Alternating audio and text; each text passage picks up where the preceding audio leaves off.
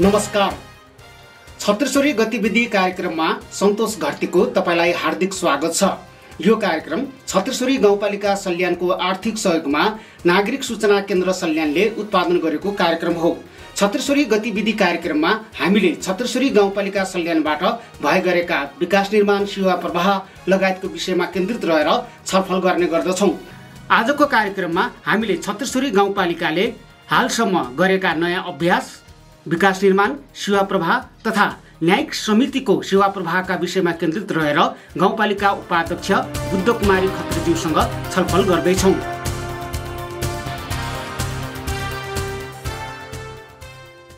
Ma'am, यहाँलाई हार्दिक स्वागत छ। धन्यवाद। नमस्कार। आराम हुनुहुन्छ? हजुर, ठिक छ, आराम छु। उपाध्यक्ष भएको 3 वर्ष कार्यकाल पुरा भइरहेको छ तपाईँको। हजुर, यो एक खालको समीक्षा पनि हो, तपाईँको कार्यकालको समीक्षा पनि हामी गर्न गइरहेका छौँ। तपाईँ उपाध्यक्ष भइसकेपछि यो पालिकामा के कस्ता कार्यहरू गर्नुभएको छ, जो कि तपाईँले आफूले गरेको कार्यबाट तपाईँ गर्व गर्दै हुनुहुन्छ यतिखेर? निर्वाचित भइसकेको अहिले 3 वर्ष पनि भइसक्यो। 3 वर्ष हुँदै गर्दा सुरुको कार्यकालमा त नयाँ पनि भइयो, बुझ्नै पनि गाह्रो जस्तो त्यस्तो अवस्था पनि थियो। अब बुझ्दै जाँदाखेरि अहिले 3 वर्षको कार्यकालमा हामीले म निर्वाचित भइसकेपछि हामीले चाहिँ पहिलो जनताको माग पनि थियो। चुनावमा गएको बेला त्यहाँ माग एकदम हाम्रो आवश्यकता अनुसार त्यहाँ चाहिँ बाटो, खानेपानी का धेरै मागहरू थिए र महिलाहरूको पनि आफ्नो माग, छुट्टै किसिमका मागहरू त्यस्ता थिए। त्यसलाई चाहिँ सम्बोधन गर्ने अहिले हाम्रो यो चौथो बजेट पनि हुन्छ, चौथो बजेट पनि हुन्छ। यो बजेटमा पनि हामीले केही त सम्बोधन गर्छौँ नै। अघिल्लो कार्यकालमा पनि हामीले चाहिँ बाटो नपुगेको ठाउँमा बाटो पुर्याएका छौँ, खानेपानी नभएको ठाउँमा खानेपानी भएको छ। अहिले हाम्रो यो वास कार्यक्रम र हाम्रो यो गाउँपालिकाको साझेदारीमा वार्ड नम्बर 7 मा, वार्ड नम्बर 2 मा, वार्ड नम्बर 1 मा यो अघिल्लो वर्ष नै हामीले चाहिँ घर धारा पनि बनाएका थियौँ। त्यसै गरेर अहिले पनि वडा नम्बर 3 र वडा नम्बर 5 मा पनि हामीले घर धारा जडान हुने गरी हामीले चाहिँ काम गरिरहेका छौँ। यसै गरी हामीले पालिकालाई यो पूर्ण खोप पालिका घोषणा पनि गरिसकेका छौँ र अब यो पोषणको कार्यक्रम पनि हामीले चाहिँ अगाडि बढाउन गइरहेका छौँ। हामीले चाहिँ काम त गरेका छौँ, तर अब प्रत्यक्ष रूपमा देखिने, जनताले देख्ने काम चाहिँ बाटोघाटो, खानेपानी भन्दा अरू त त्यस्तो हुँदैन। तर हाम्रो भित्री रूपले चाहिँ सामाजिक क्रियाकलापहरूमा पनि हाम्रो चाहिँ सचेतनामूलक कार्यक्रमहरू, त्यसमा चाहिँ हामीले चाहिँ सचेतनामूलकका कार्यक्रमहरू पनि हामीले गरिरहेका छौँ। त्यसमा चाहिँ महिलाहरूको पनि सिलाइ कटाइ तालिम, त्यस पछाडि डल बनाउने तालिम, अनि यो ब्युटी पार्लरको तालिम, यस्ता किसिमका तालिमहरू पनि हामीले चाहिँ सबै वडामा अहिले चाहिँ 7वटै वडामा लगभग हामीले चाहिँ 3 वर्ष कार्यकालमा यो पालैसँग हामीले कहिले कुन वडा गरेर त्यस्ता कार्यक्रम पनि हामीले चलाइरहेका छौँ। र न्यायिक समितिको कुरा गर्दाखेरि म न्यायिक समितिको संयोजक पनि हुँ। न्यायिक समितिको संयोजकमा सुरुमा चाहिँ हाम्रो पालिकामा त्यति विवाद पनि आएनन्। नआइसकेपछि अब यस्तै होला भन्ने लाग्यो। पछि हाम्रो पालिकामा एउटा विवाद कस्तो आयो भन्नुहुन्छ भने जनसरकारको पालामा चाहिँ पास भएको जग्गा 60-61 सालमा, अनि मालमा पास नभएको जग्गा, अनि उति बेलाको मूल्य 2.5-3 लाखको 3 लाख जतिको मूल्य चाहिँ उति बेलाको मूल्य।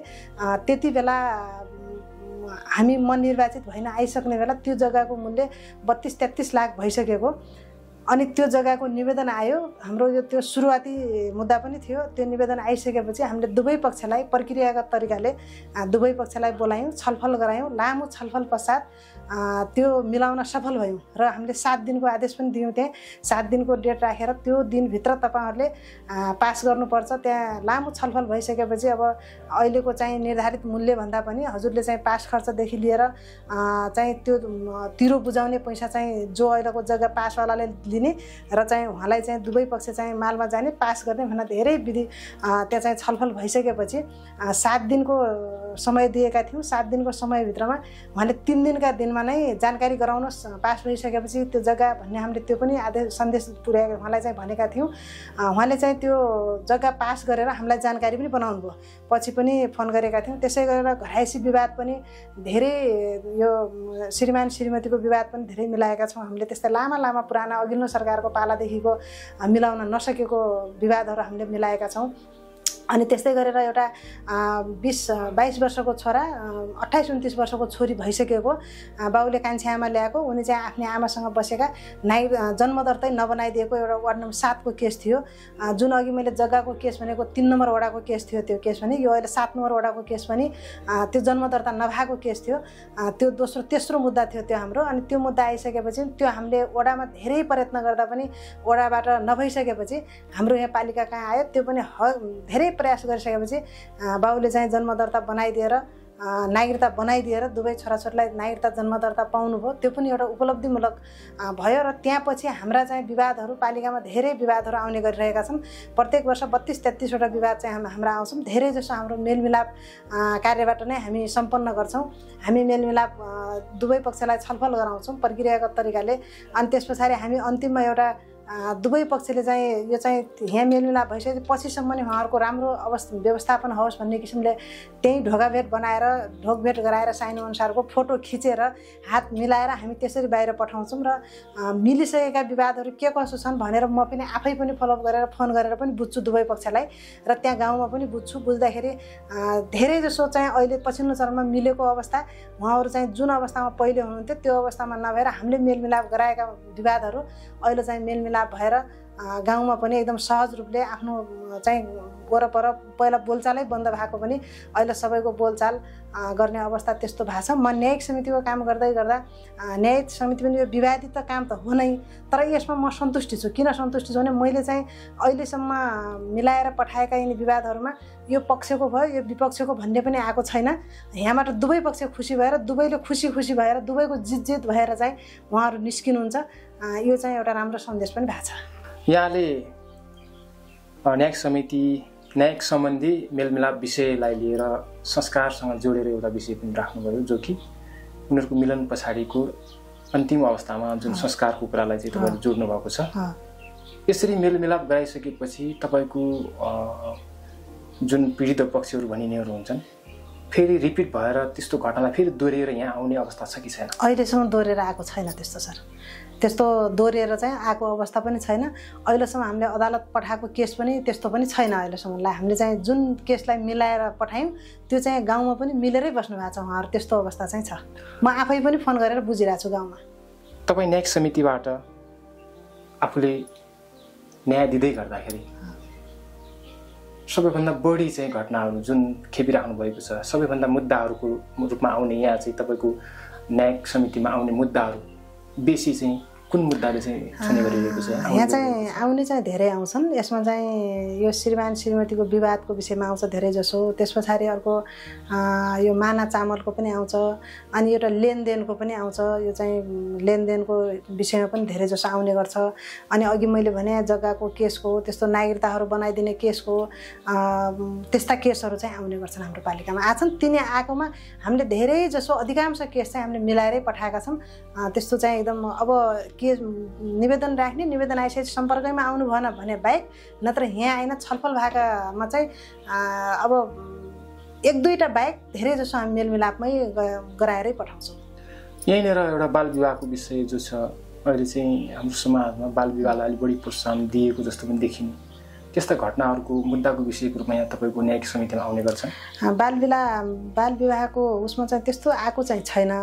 बाहिर हामीले चाहिँ बाल विवाह न्यूनीकरण भनेर चाहिँ हामीले वडामा चाहिँ त्यो सचेतना जस्तो तालिम पनि बनाउँछौँ होइन। विद्यालयमा पनि त्यस्तो बनाएका छौँ। यो चाहिँ कार्यक्रम चाहिँ धेरै भइरहेछन्, तर हामीले अझै पनि न्यून गर्न अझै पनि यसलाई सकिरहेको त छैनौँ नै। तर नसक्दा पनि अहिले पहिलाको भन्दा त अलिक कम छ, भएकै नै छ। यसलाई न्यून गर्न सकिएको छैन। यसलाई न्यून गर्नका लागि हामीले अझै पनि यस्ता जनचेतनामूलक कार्यक्रमहरू, बाल विवाह न्यूनीकरण सम्बन्धीय कार्यक्रमहरू हामीले विद्यालयमा वडाका वडामा हामीले यस्ता किसिमका कार्यक्रम चाहिँ चलाइरहेका छौँ। यसमा चाहिँ एउटा समस्या के देखिन्छ भने बाल विवाहको विषयमा बाल विवाह जानेर वा अनजानेमा चाहिँ विवाह हुने गर्छ, तर त्यो घटनालाई लुकाइ छिपाइ गरिन्छ। त्यो एक्सपोज हुने एउटा माध्यम नै छैन। तपाईँ कहाँ उजुरीको एउटा वातावरण नबन्ने अवस्था छ भने त्यस्ता घटनाहरूलाई बाहिर एक्सपोज गर्नका लागि कुनै त्यस्तो प्रक्रिया थालनी गर्नुभएको छ यो पालिकाबाट? त्यस्तो बाहिर ल्याउनलाई त्यस्तो प्रक्रिया त अहिले अब त्यस्तो त केही गरिरहेन। अब विवाह हुन्छन्, विवाह भइसक्यो भने चाहिँ अब कतिपय कुरा चाहिँ अब गोप्यमै रहन्छन् त्यस्ता बाल विवाह कुराहरू। अब बाहिर आएको पनि छैन। जुन मैले अघि श्रीमान श्रीमतीको विवादका कुरा भने नि अब यस्ता पनि मैले चाहिँ यहाँ छलफल गराउने बेला त्यस्तो महसुस पनि म मान्छु किनभने बाल विवाह भएको पछि चाहिँ उनीहरूको त्यस्तो सम्बन्धमा चाहिँ त्यस्तो ऊ भएको सम्बन्धमा अब नराम्रो भएको अनि त्यो झगडा हुने भोलि चाहिँ डिभोर्स गर्नेसम्मको प्रक्रिया चाहिँ सायदै बाल विवाहकै कारणले पनि यस्तो आएको चाहिँ त्यस्तो देखिन्छ तर त्यस्तो चाहिँ अहिलेलाई चाहिँ अरू त्यस्तो चाहिँ कार्य गरिरहेको छैन त्यही न्यूनीकरणका लागि वडा टोलमा पालिका स्तरीय कार्यक्रम चाहिँ हामीले गरिरहेछौँ र अब सचेतना बनाउने काम चाहिँ भइरहेछ। तपाईँ अनुगमन समितिको संयोजक पनि हुनुहुन्छ, हरेक योजनाहरूमा तपाईँको भूमिका महत्त्वपूर्ण हुन्छ। यतिखेर तपाईँले अनुगमनको प्रक्रियालाई अनुगमनको पाठलाई कसरी चाहिँ निहालिराख्नु भएको छ, कसरी प्रक्रियाको हिसाबले अगाडि बढाइराख्नु भएको छ? यसमा चाहिँ उपाध्यक्षको आफ्नै किसिमको अधिकार छ। अनुगमन समितिको संयोजक, न्यायिक समितिको संयोजक, अपाङ्ग समन्वय समितिको संयोजक लगायतका धेरै समितिका संयोजकहरू उपाध्यक्ष हुँदै गर्दा धेरै जसोमा विवादित समितिका संयोजकहरू पनि उपाध्यक्ष छ। यसलाई सामना त गरेकै छु अहिलेसम्म। यसलाई चाहिँ अनुगमन समितिको पनि संयोजक हुँदै गर्दा हरेक योजनाहरू पालिका स्तरीय योजनाहरू वडामा योजनाहरू हाम्रा पालिकामा परेकै हुन्छन्। ती योजनाहरूलाई चाहिँ उपाध्यक्षले अनुगमन गरेपछि भुक्तानी हुने भन्ने यो प्रचलन जस्तो आयो नि, यो चाहिँ त्यस्तो भन्दा पनि त्यस्तो चाहिँ होइन। यसमा मैले बुझेको चाहिँ त्यसमा चाहिँ कार्यालयबाट सबैले अनुगमन गर्ने, भुक्तानीको प्रक्रिया अगाडि बढाउने र यो 3-4 चरणको अनुगमन हुन्छ। त्यो चरणको अनुगमन सबैले गर्ने अनि त्यस पछाडि अब सबै कार्यालय ढुक्क हुनुहुन्छ भने सबैको ढुक्क भएर अनुगमन गर्ने। योजनाहरू राम्रो कस्तो भएको छ त्यहाँमा त्यो प्राविधिक इस्टिमेटर अनुसार भएको छ कि छैन कि त्यो त म उपाध्यक्षको हैसियत मलाई त थाहा छैन किनभने मैले प्राविधिक पनि होइन। प्राविधिक नभए हुनाले मैले त्यस्तो थाहा पनि हुँदैन मलाई। त्यो कारणले गर्दा अहिले पछिल्लो चरणमा उपाध्यक्षले धेरै उपाध्यक्षहरूले मुद्दाको यो अख्तियारबाट तानिनु भएको छ, मुद्दामा पर्नु भएको छ, उहाँहरू धेरै जसो पर्नु भएको छ। त्यस्तो अहिले त कस्तो भयो भने चाहिँ दिउँसो अनुगमन गरेपछि साँझ निदै नलाग्ने अवस्था भयो किनभने त्यो के भएको छ थाहा हुन्न। बाटो खन्या छ भने खन्या देखिन्छ, त्यो कति लम्बाइ चौडाइ, त्यसको इस्टिमेट हाइट त्यो हामीलाई केही थाहा हुँदैन। हामीले खन्या छ भनेर हेऱ्यौँ हजुर खन्या छ हजुर भनेर सिग्नेचर गर्ने, त्यही सिग्नेचरका आधारमा अख्तियारमा तान्निने अवस्था उपाध्यक्षको छ। अहिलेको चाहिँ यो पछिल्लो चरणको अनुगमनमा अनि फेरि यो कार्यालयबाट पनि कस्तो भएको छ भने चाहिँ पछिल्लो चरणमा उपाध्यक्षले अनुगमन गरेपछि यो भुक्तानी हुने नत्र नहुने भन्ने चाहिँ यो छ। यो त्यस्तो चाहिँ होइन। यो चाहिँ त्यस्तो नभएर यो 74 मा जब यो निर्वाचित जनप्रतिनिधिले यो उपाध्यक्षको यो संयोजक उपाध्यक्ष अनुगमन समितिको संयोजक हुँदै गर्दा यो भुक्तानी नगर्दा रोकिने भन्ने जो यो प्रचलन आयो, प्रचलन जस्तै नै हो। यो समितिको संयोजक भयो भने अनिवार्य उपाध्यक्षले अनुगमन गरेपछि मात्रै भुक्तानी हुने नत्र नहुने भन्ने यो मेरो पालिकामा मात्रै नभएर सबै पालिकामा त्यस्तो भएको छ अहिले। त्यो नभएर कार्यालय ढुक्क छ, लेखाधि ढुक्क हुनुहुन्छ, हाकिम साहब ढुक्क हुनुहुन्छ भने उपाध्यक्षको अनुगमन पनि चाहिँदैन क्या, त्यसमा प्रतिवेदनै चाहिँदैन। किनभने सबैले प्रतिवेदन भनेको त के हो भने चाहिँ एउटा आधार हो। मेरो प्रतिवेदन भनेको उपाध्यक्षको प्रतिवेदन आधार हो। आधार के हो भनेपछि त्यहाँ उपाध्यक्षले पनि सिग्नेचर गर्नुभएको छ। अब सबै सँगै छौँ, यो चाहिँ अप्ठ्यारामा सँगै छौँ भन्ने एउटा सन्देश मात्रै हो। नत्र भने घर बने हुन्छ त्यहाँ भित्रको क्वालिटी त केही थाहा हुँदैन। त्यो भित्र सिमेन्ट कति छ, त्यसको सरिया कति छ, त्यो हामीलाई त थाहा हुँदैन। त्यो सबै थाहा पाउने प्राविधिक नै हो। त्यो कारणले गर्दा यो मलाई त सबैभन्दा कठिन अवस्था चाहिँ यो उपाध्यक्ष जो यो अनुगमन समितिको संयोजक भयो नि, यो विज्ञ नभए मान्छेलाई यसरी संयोजक बनाउँदै गर्दाखेरि यो अहिले पछिल्लो चरणमा धेरै अख्तियारमा तान्निने अवस्था छ। त्यो कारण पनि तान्नेको अवस्था नै हो नै। अब त्यहाँ सबै थाहा नभएका कारणले अलिकति चाहिँ यो उपाध्यक्षको संयोजकमा भन्ने छ। यो अलिक कठिन विषय चाहिँ मलाई लाग्छ। मैले चाहिँ आफूले काम गर्दै गर्दाको विषयमा यो अलिक कठिनै विषय जस्तो लाग्छ मलाई। जस्तो तपाईँले फिल्डमा अनुगमन गरिसकेपछि आउने परिणाममा कतै फेल भयो, अख्तियारले चाहिँ तपाईँको अनुगमनप्रति औँला उठाउने काम भयो, त्यसको रिस्पोन्स भनेको उपाध्यक्ष मात्रै हुन्छ या अध्यक्ष सहितको टिम हुन्छ अथवा कार्यपालिकामा तत्त व्यक्तिहरूको जुन अधिकार अहिले त्यसले रिस्पोन्स लिन्छ? अहिलेसम्म चाहिँ यो चाहिँ जुन अनुगमन समिति भने एउटा कुनै योजनामा मुद्दा लाग्यो भने त्यसको चाहिँ अनुगमन समितिको संयोजक मात्रै नभएर समिति नै दोषी त हुने नै भयो। त्यसमा हाकिम साहब दागी लेखेर अरू पनि अब त्यो अख्तियारको विषयको कुरा पनि भयो। कतिपय अस्ति एउटा कुन पालिकामा हो अनुगमन समितिको प्रतिवेदन नभएको कि उपाध्यक्षले सिग्नेचर नगरेकै गर्नुभएको रहन्छ, अनुगमन समितिको सिग्नेचर रहन्छ, अनुगमन समितिभरि बच्यो, अरू चाहिँ मुद्दा लागेर तानिनु भयो के, त्यस्तो अवस्था पनि हुन्छ। यो चाहिँ यो अनुगमनको विषयमा यो चाहिँ उपाध्यक्षले मात्रै भन्दा पनि यो कार्यालयले नै रेस्पोन्सिबल लिनुपर्छ, यो कार्यालयले नै सबैले चाहिँ रेस्पोन्सिबल लिनुपर्छ भन्ने हो। यसमा चाहिँ उपाध्यक्ष संयोजक भनेको छ, सिग्नेचर गर्ने भनेको छ, थाहा छैन, अन्धाधुन्दै छ, अन्धाधुन्दाले सिग्नेचर गरेको छ, कहाँ सिग्नेचर गरे भन्ने पनि थाहा छैन, कसरी सिग्नेचर गरे भन्ने पनि थाहा छैन। अब काम भात देखिन्छ, देख्नलाई आँखाले देखिन्छ, अब सबै भित्रको कुरा थाहा हुँदैन। यो कारणले पनि अहिले पछिल्लो चरणमा अनुगमनको चाहिँ समस्या चाहिँ भइरहेछ। त्यसो भए तपाईँको भनाइको मतलब अध्यक्षले यदि साइन गरेको छैन भने उहाँ चोखिनु भयो, त्यो त साइन गर्नुभएको छ भने तपाईँ मात्रै त्यस्तो देखिन्छ। अहिले अन्यत्र पालिकाको ट्रेन हेर्दाखेरि अन्यत्र पालिकामा जुन जसरी उपाध्यक्ष तानिनु भएको छ नि अख्तियारमा, त्यो चाहिँ त्यस्तो देखिन्छ।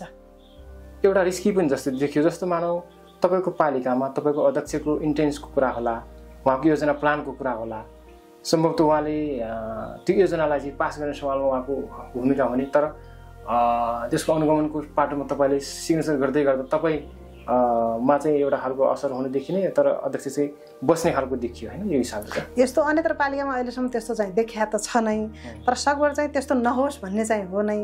अब हामीले चाहिँ काम गर्ने क्रममा अब जति बदमासी गरे पनि जे गरे पनि जानी नजानी गर्ने त त्यहाँ प्राविधिकहरूको काम हुन्छ होइन। अब हाम्रो त थाहा हुँदैन, अब थाहा नभए पनि अब त्यस्तो चाहिँ देखिन्छ। अहिलेसम्म चाहिँ अहिले चाहिँ हरेक ठाउँमा चाहिँ अब उपाध्यक्ष जति जोखिम चाहिँ अध्यक्ष चाहिँ देखिनुहुन्न। अब यहीँनिर बजेटिङको सवाल छ। हरेक वर्ष बजेटिङ हुने गर्दछ। हजुर, बजेटिङको बाँडफाँडको विषयमा कानुन त उपाध्यक्षको बढी चाहिँ हक हुने कुरा भइहाल्यो। बजेट विनियोजनमा चाहिँ उपाध्यक्षको भूमिका सबैभन्दा महत्त्वपूर्ण भन्ने उल्लेख छ कानुनमा। त्यो खालको अधिकार हुँदाहुँदै तपाईँहरूबाट विनियोजन हुने काम कर्तव्यमा तपाईँहरूको भूमिका कति रहन्छ? यसमा यस्तो छ, हाम्रो पालिकामा अहिले हामी निर्वाचित भइसकेपछि अब 3 वर्ष चाहिँ बितिसक्यो। अहिलेसम्म 3 वर्षको कार्यकालमा अध्यक्षको यसरी बजेट यो मतले बजेट विनियोजन भयो, उपाध्यक्षको यो भन्ने छैन। हाम्रो पालिकामा हामीले सहमति र सहकार्यसँगै बजेटको चाहिँ विनियोजन गरेर कहाँ आवश्यकता छ योजनाहरूको, पालिका स्तरीय योजना पनि कहाँ आवश्यकता छ, अनि वडाको सिलिङ पनि त्यसरी नै दिने। वडाको सिलिङ वडाले लिनुहुन्छ, अनि त्यस पछाडि पालिकाबाट गर्ने आवश्यक जहाँ छ 7वटा वडामा त्यसरी चाहिँ आवश्यकता अनुसारको चाहिँ बजेट हाल्ने गरेका छौँ अनि बनाउने गरेका छौँ। र विषयगत समिति शाखाहरूलाई पनि हामीले त्यसरी चाहिँ एकदम उपाध्यक्षलाई थाहा नहुने, अध्यक्षलाई थाहा नहुने भन्दा पनि हामीले यो बजेट बनाउने विषयमा सहकार्य गरेर नै हामीले गरेका छौँ। आगामी बजेटिङ गर्ने सवालमा कुनै त्यस्तो कार्यक्रम तपाईँको मानसपटलमा यो कुरामा चाहिँ हामी छुट्याउँदैछौँ भन्ने केही बनाउनु भएको छ? अब यो हाम्रो आज मात्रै भर्खर अब एउटा कार्यपालिका बस्यो, अबदेखि छ बजेटको सुरुवात हुँदैछ। आगामी वर्षमा पनि अब हामीले पालिकाबाट पनि केही भौतिक पूर्वाधारका योजनाहरूको विषयमा त्यस्ता भौतिक पूर्वाधारका योजनाहरूलाई पनि सम्बोधन गर्ने र अर्को अलिकति जनचेतनामूलक कार्यक्रम, अलिकति तालिम हुन्छन्, गोष्ठी हुन्छन्, यस्ता चाहिँ यो चाहिँ सामाजिक क्षेत्रमा बजेट छुट्याउन पनि गाह्रो हुने, तर तिनै कार्य नगर्दासम्म जबसम्म मान्छेको सोचाइमा परिवर्तन आउँदैन, मान्छेको विकासको परिवर्तन आउँदैन, तबसम्म हामीले जति विकास गरे पनि हाम्रो त्यो उपयुक्त हुँदैन जस्तो लाग्छ मलाई। त्यो कारणले आर्थिक सुशासनको पाटोमा पनि हामीले केही बजेट छुट्याउनुपर्छ। भौतिक पूर्वाधार सँगसँगै त्यस्तो आर्थिक सुशासनको पाटोमा पनि सामाजिक कार्यको लागि पनि हामीले केही बजेट छुट्याउनुपर्छ भन्ने चाहिँ छ। अब हामी यसको प्लानिङ गर्दैछौँ। तपाईँ महिला पनि आफैमा महिलाहरूको एउटा प्रतिनिधि पनि हो। तपाईँ यो पोस्टमा हुँदै गर्दाखेरि महिला सचेतनाका लागि, महिला आत्मनिर्भरताका लागि पालिकामा कस्तो खालको भूमिका निर्वाह गर्नुभएको छ तपाईँको तर्फबाट? मैले अघि पनि जोडेको थिएँ, महिला सचेतनामूलक, महिला आत्मनिर्भर बन्नको लागि कुनै पनि कार्यक्रमले, कुनै पनि एउटा तालिम सिकाइन्छ, कुनै पनि कार्यक्रम देखाइन्छ, त्यो एउटा बाटो देखाउने काम हो। ऊ आत्मनिर्भर बन्ने आफूमा भर पर्छ। त्यो कारणले गर्दा अहिले पछिल्लो चरणमा हामीले चाहिँ धेरै जसो महिलाहरूलाई आत्मनिर्भर हुने जस्ता मैले अघि पनि जोडेँ, सिलाइ कटाइ, हामीले अघि डल बनाउने तालिमदेखि लिएर धेरै तालिमहरू बनाउने तालिमहरू लिनुभएको छ उहाँहरूले।